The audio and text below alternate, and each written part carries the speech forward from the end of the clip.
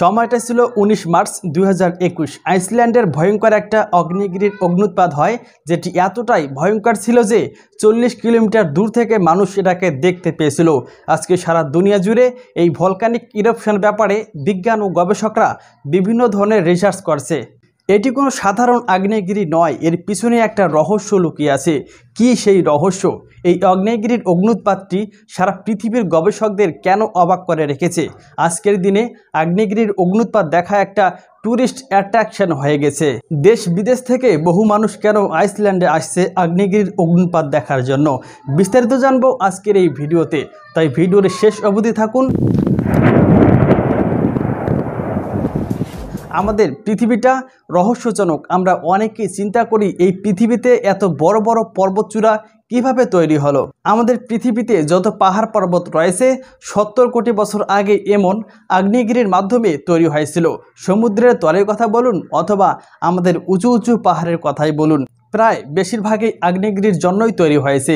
1784 সালে লাকিতে এরকম একটা বিস্ফোরণ হয়েছিল, যার ফলে পুরো জায়গাটি ধ্বংস হয়ে যায়। শোনা যায় সে সময় দেশের প্রায় 4 ভাগের 1 ভাগ মানুষ মারা গিয়েছিল।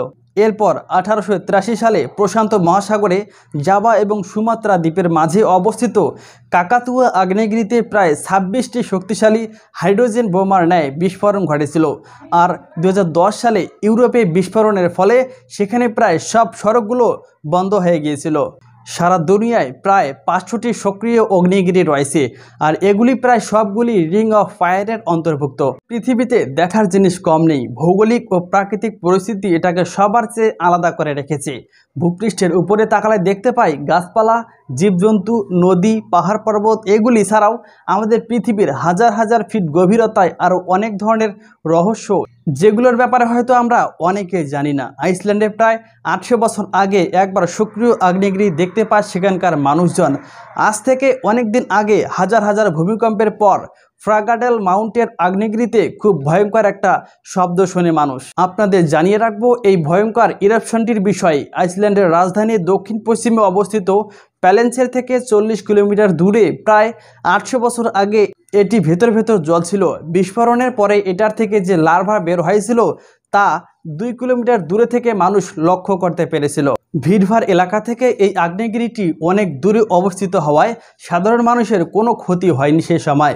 এই আগ্নেয়গিরিটির সবচেয়ে সামনে যে রাস্তাটি রয়েছে সেটাও এটির থেকে প্রায় 2 কিলোমিটার দূরে।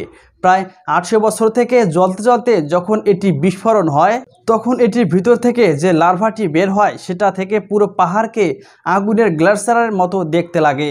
ইউরোপের একটা দেশ আইসল্যান্ড, এটি হচ্ছে পৃথিবীর সবচেয়ে কম ঘনবসতিপূর্ণ একটি দেশ। যেদিকে তাকাবেন দেখতে পাবেন পাহাড় পর্বত আর নদী নালা।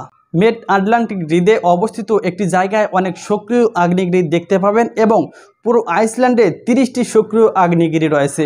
এগুলির মধ্যে একটি হচ্ছে রেকেজেনেস। যদি আপনি ভৌগোলিক পরিস্থিতির কথা বিবেচনা করে দেখেন তাহলে এটা হচ্ছে একটা ভলকানিক ইরপশন। এই পুরো দ্বীপটিতে একটা ভলকানিক সিস্টেম রয়েছে যেটি প্রায় 1000 বছরে একবার সক্রিয় হয়। বিজ্ঞানীরা আজ থেকে কয়েক বছর আগে অনুমান করেছিল যে কিছুদিনের মধ্যেই আইসল্যান্ডে একটা আগ্নেয়গিরির অগ্নুৎপাত দেখতে পাবে। হলো ঠিক তেমনই। রেকেজেনেস আজ থেকে প্রায় 8000 বছর আগে একবার সক্রিয় হয়েছিল এবং তখন থেকে প্রায় 300 বছর ধরে আগ্নেয়গিরিটি সক্রিয়ভাবে জ্বলছিল। ওই সময় অনেক বড় বড় বিস্ফোরণ হয়েছিল।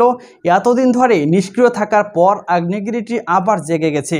এটার জন্য সেখানকার ভূভাগে অনেক দূর পর্যন্ত ফাটলও ধরে গেছে। আপনাদের জানিয়ে রাখা দরকার, আগ্নেয়গিরি হচ্ছে এমন এক ধরনের পাহাড় যেটার নিচে থাকে তরল ম্যাগমা।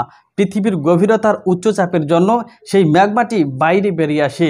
সেই উচ্চচাপের জন্যই জিও থার্মাল পদ্ধতিতে পাথরগুলো গলে যায়। যখন মাটির তলা থেকে চাপ উপর দিকে দেয় তখন সেই পাহাড়টি ফেটে যায়, যার ফলে উপর থেকে বের হয় জ্বলন্ত লার্ভা।